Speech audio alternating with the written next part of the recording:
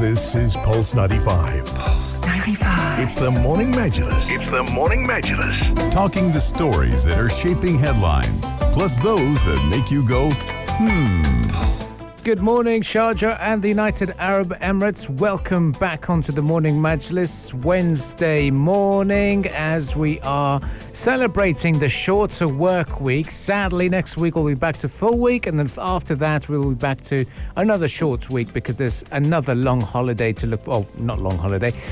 Long enough, you could say. A long weekend to look forward to with the Islamic New Year that is going to be taking place later on this month. But for this weekend, I would recommend people to go down to 06 Mall because we are going to be having a chance for you to meet our presenters from Yalla Home, Anna Schofield and Big Hass, and there's a chance to win some shopping vouchers courtesy of Sharjah Shopping Promotions. And if you are one of those Sharjawis and Sharjawiyas who've not been to 06 Mall, I have to tell you, you're missing out because it is in the University City and a mall that you've got to experience. And we'll tell you a little bit more about that later on in the program. But Rania, we've got a very special mask that can translate for you. Absolutely. Well, after the coronavirus pandemic, everyone started wearing face masks. It is like the new norm. It's like part of the attire now. You know, before you leave your home, you can't forget 4 things now. Before it used to be 3, now it's 4. Your car keys, your wallet, your phone, and now it's your face mask. I lost my wallet yesterday. Oh, no. I left my wallet at home. I was walletless. I had no cash on me, no Apple Pay, no Google Pay. That's not good. Life ended for the few hours. But at this point, we can like lose our wallet, but we cannot lose our face mask. It's like a big deal. Yeah. But anyway, face masks now turned into a fashion statement. Mm-hmm. A lot of brands and luxury brands have developed face masks. Louis Vuitton is one. But not just that. Now there's a face mask that can transcribe dictation. Oh. It can amplify your voice. And it can also translate your speech into 8 different languages. I need that for the radio. Wow, yeah, that's pretty intense. It is very intense. So we will talk about this mask, where it was invented and manufactured, how does it really work, and so much more on this one. Yes, absolutely. We look forward to that interesting discussion. Now, we're also going to delve into the latest as far as the TikTok situation in the United States, drama between the United States and China over the handling of this situation at the moment. It's come at a time where Trump said that he wants to ban the app TikTok. So what is next for TikTok? Will it be acquired by Microsoft? Why Microsoft as well? Why not other tech companies involved in talking to ByteDance, the owner of TikTok as well? So there's so much to break down here, a lot of geopolitical implications as well, and a lot more discussions to be had this morning. Text us throughout the program at 4215 to join the discussion. This is the Morning Majlis. This is Pulse 95. Pulse 95. It's the Morning Majlis. It's the Morning Majlis. Well, Sharjah is currently witnessing a pleasant atmosphere and good vibes, full of attractive offers and discounts as part of this Sharjah Shopping Promotion Season, which is the largest of its kind shopping event. Now, it is organized by the Sharjah Chamber of Commerce and Industry. It kickstarted on July 22nd and it's running until August 21st. Yes, it is. And this is going on for a while now. We are very excited about the shopping promotions that are being offered or on offer here in Sharjah. But there's more of a reason to go down. Apart from those bargains, there's a chance to win 500 dirhams with Pulse 95 and courtesy of Sharjah Chamber of Commerce and Industry for the Sharjah Shopping Promotions. If you haven't made a plan of where to go tomorrow and the day after, then look no further. 06 Mall is where you need to be to stand a chance to win that cash prize. Because Both Anna Schofield and Yellow Home will be handing out those gifts, and you have to take part in the games and competitions that they will be hosting throughout their program. So 06 Mall, it is one of my favorite malls in Sharjah. But Ahmed Dawood, it is going to be a very, very interesting experience because you've hosted our live broadcast outside as well. Yes, I was part of the Mega Mall OB with Big Hass, Anna Schofield, and Hani Balqis, and the whole team from Pulse 95. All of us were there representing. It was so fun, great family atmosphere, a lot of games we played, contests, push-up competitions, quizzes, trivia, and of course you get to listen to Yellow Home live with Big Hass and Anna Schofield as well, with a pretty elaborate radio setup. So this time is set to be even better. 06 Mall, tomorrow and after tomorrow, that's the place to be, and prizes are amazing. We're going to have winners get, in fact, 500 dirhams each. So that's what's going to happen as well. And you'll be also watching Yellow Home in person. It's going to be amazing. It certainly is going to be amazing. Rania Saadi, have you added more things to your shopping list now? Electronics.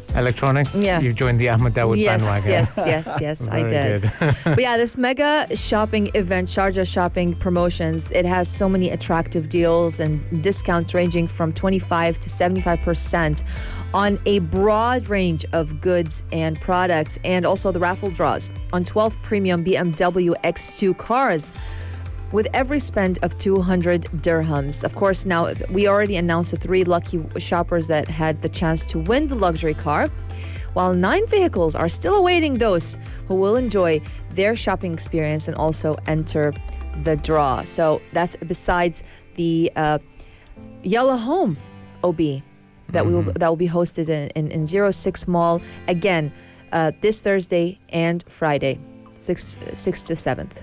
Yep, and it is going to be a very a great location, I have to tell you that. And as they say it, according to their website, strategically located in Al-Juraina in close proximity, 06 celebrates Sharjah's evolving identity through an inspiring lifestyle community experience. And if 06 team like that, they can give me a 500 dirham voucher. Wow, that was beautiful. I wouldn't mind that at all. And we're looking forward to the competitions hosted by Yellow Home. So stay tuned to Pulse 95, and we'll be right back after some musical entertainment, and then focus on the global news headlines particularly, and give you a little bit of a breakdown in terms of what's happening with TikTok and Microsoft and Donald Trump now being involved. Stay tuned to Pulse 95. Pulse 95. Between local lines. Notes from the Emirate. Hello, good morning, and welcome back onto the Morning Majlis. We are talking about the big developments when it comes to the Sharjah Private Education Authority. And we saw that it was a very high compliance of Sharjah schools. They did very well in the appraisal, and we will delve more into that because we've got a spokesperson from the appraisals department of the Sharjah Private Education Authority. Very good morning to Mr. Ziad Shatat. Very good morning to you, Abdul Kareem, Ahmed, and Noura. And to your listeners. And Rania, I'm sorry. It's okay. Right, so... Very good morning to you all. Thank you. Good Thanks morning. for Good having morning. me. Well, it's a pleasure to have you with us here on the Morning Majlis. Now, let's start talking about the appraisal. Why did we have to do it? Is it a yearly thing? And what's happened? What were the main results that we saw? Well, Ahmed, I'm so excited to be on. I've never been on a radio before, so I'm so excited, and I'm very pleased to be the spokesperson to talk about the distance learning evaluation.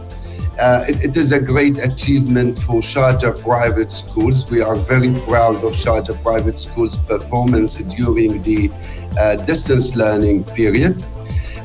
During the distance learning evaluation, the distance learning evaluation was an excellent opportunity for Sharjah private schools to showcase their achievement and the good practices implemented. The schools have done a great job during the past four months since the implementation of distance learning. School leaders, teachers, and administrative staff have put tremendous efforts to transform to virtual schools and continue offering the distance learning provision for students despite the short notice and the short period of time for preparation. You know what happened. We all know what happened due to Corona, to the COVID-19 pandemic, and the closure of the school buildings, and the continuation of distance learning. It was a short notice for schools, and they had only a short period of time to prepare on how to transform their schools and their educational services into virtual ones. And I think they've done great job, really. And after 8 weeks of implementing distance learning, we felt it is very necessary and essential to evaluate this experiment due to its uniqueness. It hasn't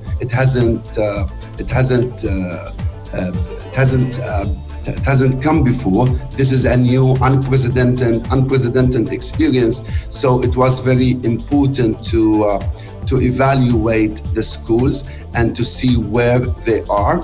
And the main purpose for evaluating was to identify gaps, to provide support and guidance to all these schools in their journey towards the new education model, which is the virtual concept, if you like, of schools. So, Mr. Ziad, who were the appraisal team from overseas, and what was the main criteria that they were looking at? Well, Rania, that's a very good question. Sharjah Private Education is a regulator, and to avoid the conflict of interest, SPIA, which is Sharjah Private Education Authority, has outsourced the DLRV project, the distance learning evaluation, to an external organization specializing in school evaluation, to ensure fair and unbiased evaluation and to obtain reliable and credible data. SPIA appointed Tribal Education. Tribal Education is an international company. We appointed this company to assume this role on our behalf, to oversee the evaluation of the targeted schools. We targeted all the private schools in the Emirate of Sharjah. We have 116 schools. We targeted 112. And these 112 schools teaching 10 different curricula. And the main purpose was in order to determine how well the schools implemented distance learning during the COVID-19 between March and July 2020. We also deployed our quality assurance team to accompany the review teams during their virtual visits to schools to ensure the quality of processes, procedures, and outcomes. So we hired, or let's say we outsourced it. We partnered with Tribal Education to assume this role on our behalf, and we deployed 10 teams. Each team consists of 2 reviewers plus the SPIA QA team member, and the visit was a one-day virtual visit. During the one-day visit, the reviewers engaged in a range of activities. We by the way, we like to call them reviewers, not evaluators or inspectors, because what they really do is they review the performance of the schools. So the reviewers engaged in a range of activities, including meeting with senior and middle leaders, review of school documents, sample of students' work, observation of virtual lessons, and analysis of the surveys administered to the main stakeholders, students, parents, and teachers. What did they find as part of this study? What was the outcome or the findings as part of their evaluation? Well, there are many findings. there are many findings. Let's just start with the most important ones. Yes. And the ones we are very proud of is that 70 schools out of 112 schools in Sharjah were judged or rated as developed. Now, the ratings, there were 3 ratings: developed, partially developed, or not developed. So the schools can receive one of these 3 ratings. And we are very happy. We are very happy when our schools were rated, 70 of our schools were rated developed, and 42 were rated partially developed. And no private school in Sharjah was rated not developed, which is really a great achievement. The data indicates that all schools were generally successful in delivering distance learning. All schools were fully operational. They all had their own distance learning electronic platforms, and they all offered the distance learning provision to students. Back to Rania's question about the tool, because the focus of the tool, if you allow me to talk about the tool and the criteria, the reviewers focus on during the review,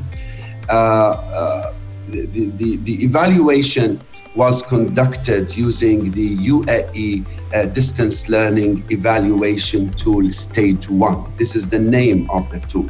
And this tool is a unified tool developed to assess and evaluate the distance learning provision offered by all schools at the country level, public and private schools. So all schools, the same exact tool was used to evaluate all schools across the country, public and private schools.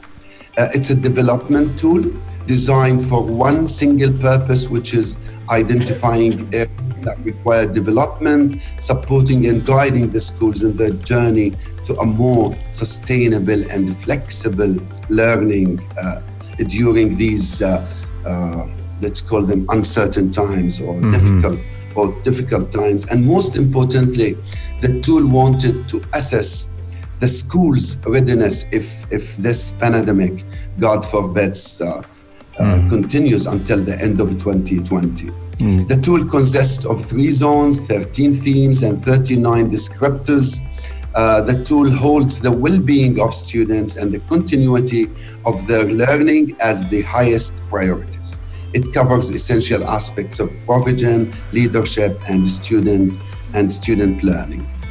Yeah, Mr. Ziad, Abdul Karim here with you now.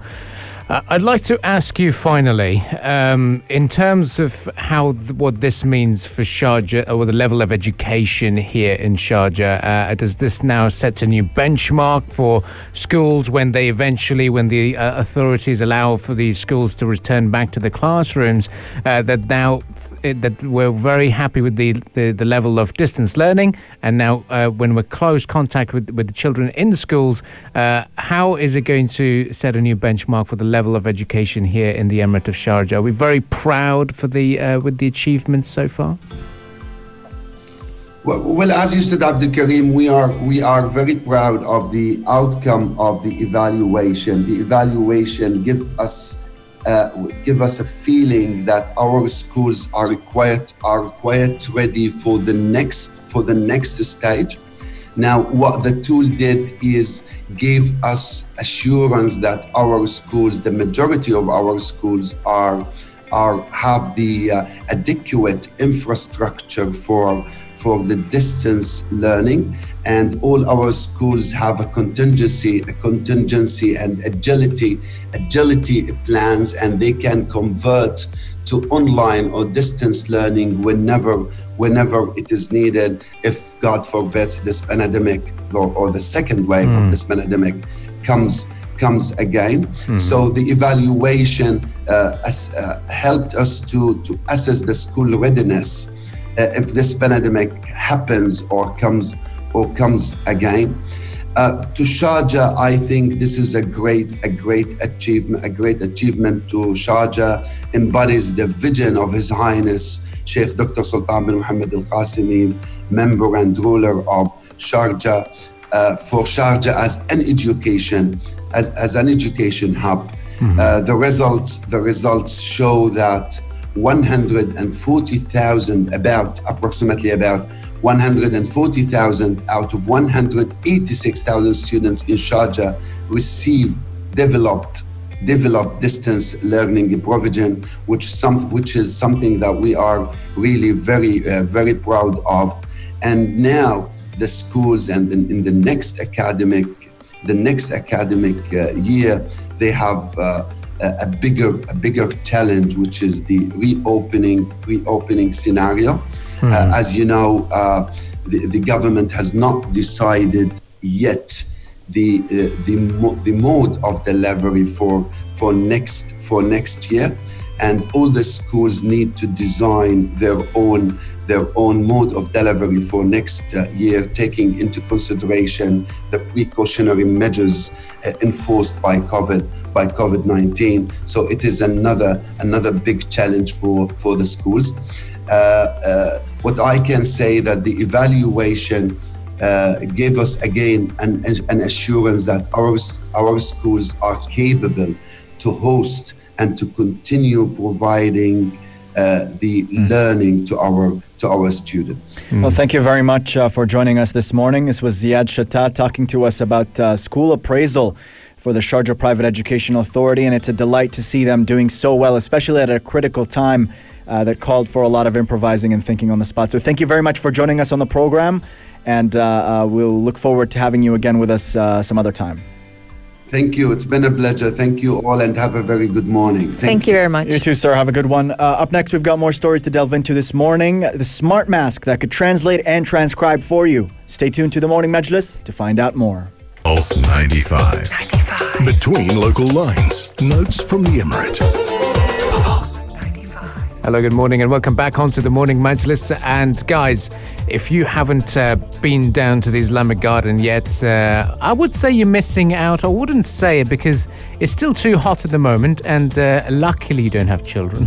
And because it's just a perfect getaway for the families, perfect location for people living near University City and even in Sharjah City to head on over to this new attraction, which started during the Eid al-Adha weekend. It was officially inaugurated. It is the Islamic Garden, free of cost to enter, 4 entrances along the Ziad Road, and so much to explore. And I went there yesterday right after the show, and it was very hot indeed, but luckily I was in a kandura, so I didn't feel it too much. But I can see why some people wouldn't like to be in a park at bang in the middle of 12 noon, because it is not the best of all times to be out there. But the surroundings were so amazing, and just to see that there's 2 playgrounds as well, so a lot of people can keep the kids busy and occupied, and there's safe environment for the kids to be running around and playing. There are food courts as well, right? There is a food central place. There's a restaurant. There's a coffee shop being developed, and hopefully when winter picks up, it will be the place to be. And I have to tell you that it'll be very difficult to find a picnic spot. And there are fountains? There is a central fountain. 2 fountains, right? There's lots of monuments. Yeah. But to talk to us about the monuments, we're very delighted to welcome a civil engineer from the Sharjah Directorate of Public Works, Engineer Marja the Shire Suwaidi. A very good morning for joining us this morning, and welcome onto the Majlis. Good morning to you, brother, and good morning to everyone available there. Yes, it is Ahmed Dawood and Rani Saadi alongside me joining you in the Majlis. Now, let's start talking about the Islamic aspect of the Islamic Garden. We're paying tribute to 16 scholars, and when I went down to the Islamic Garden, I saw a number of names, of course, and really good to see that and celebrate the work and lives of these scholars. But talk to us about how did we select these 16 names, and how did this whole idea of Islamic Garden come about? At the beginning, I would like to talk about the Islamic part, adding a new destination of Islamic tourism in Sharjah and the new landmarks in the tourism map of Sharjah. That's we have to mention it and make it clear. Choosing the names was chosen by His Highness Sheikh Dr. Shatat Mohammed Al Qasimi, member of Supreme Council ruler of Sharjah, of the distinguished scholar who have really brilliant achievement in different kind of scientific, let's say medical. Let's say Abbas bin Farnas, the first person who attempted to fly. So the choosing of the names was really by His Highness. Mm-hmm. And talking to us about the park itself, because there is a lot of people are aware of the monument that was erected in 2014 in recognition of us as being the Islamic culture capital, and everything was made surrounding it. So what was there before, and what's been changed now? Before it was just as you mentioned earlier, we had over there two distinguished landmarks. That's the capital of culture and the capital of Islamic world. And His Highness decided to have this park in between both of the landmarks over there to encourage people more to try to visit this area, especially it's nearby the Sharjah University and along the Sharjah Dade Road and opposite the Sharjah Airport. Mm-hmm. And how can people visit the garden, and what will they find really there? What are the main features of the park? First of all, they could find the park.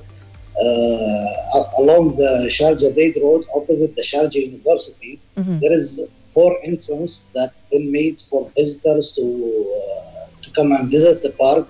Mm-hmm. The park is free of charge, Mm-hmm. as we know.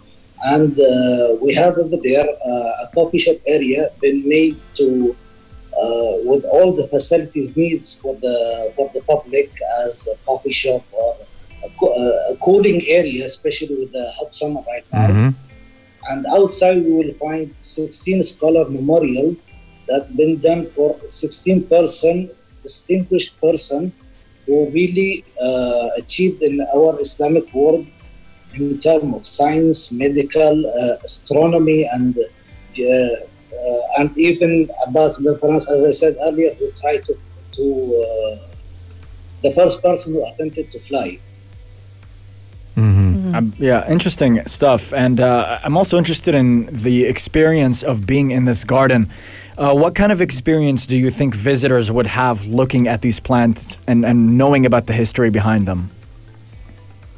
First of all, the experience will be delighted for everyone, especially all the, let's say, younger people who try to learn something, especially from the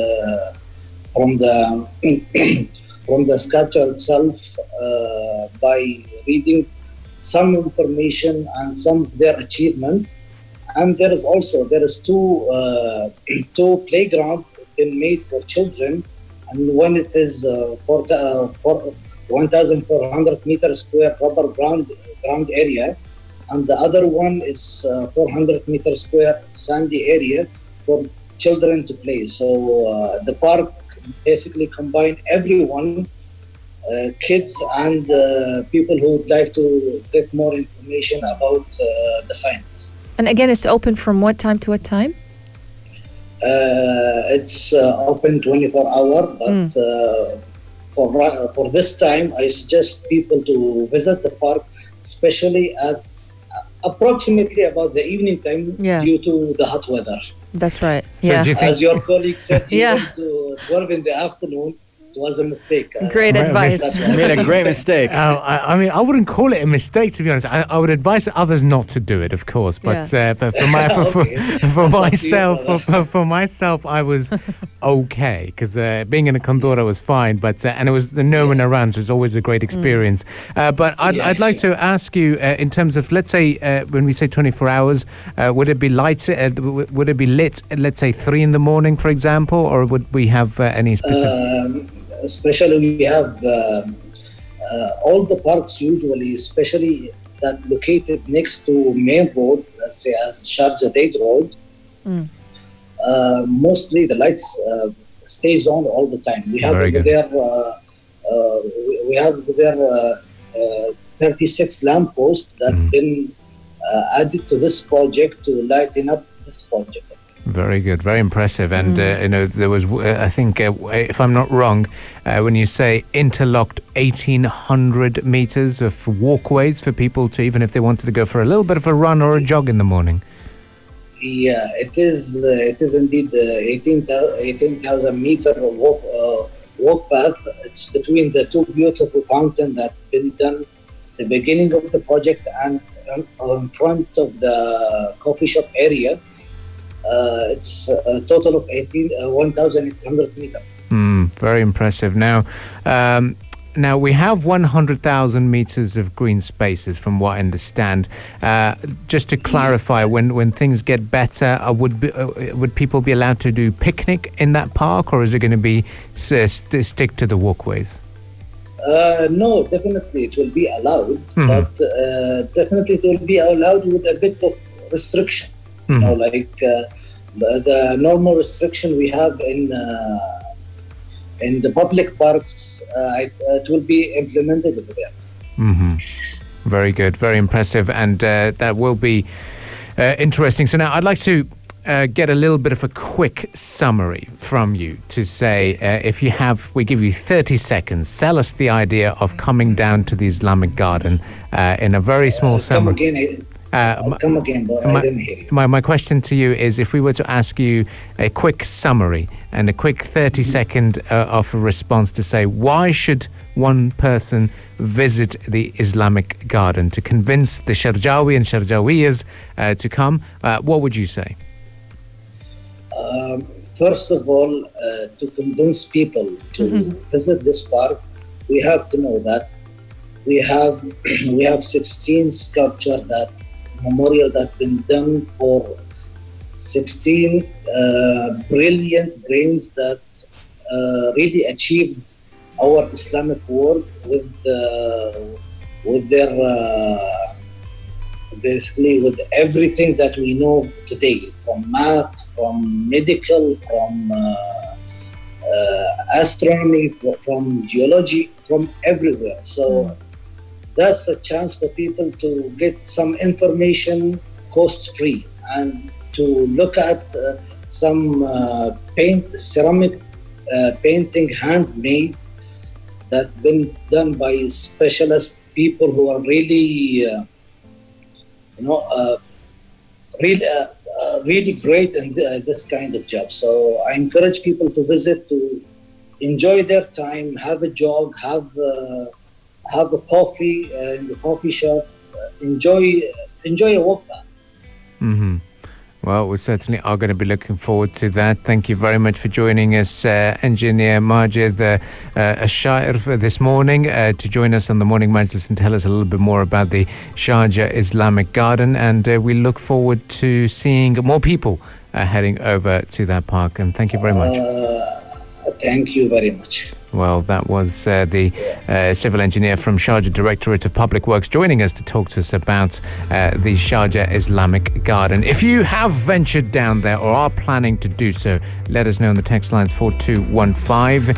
Definitely do not go at 12 noon at this point in this summer conditions, but definitely in the winter it will be brilliant for sure. Well, stay with us. This is the Morning Majlis. We'll be right back after some musical entertainment. The heart of Sharjah. This is Pulse 95.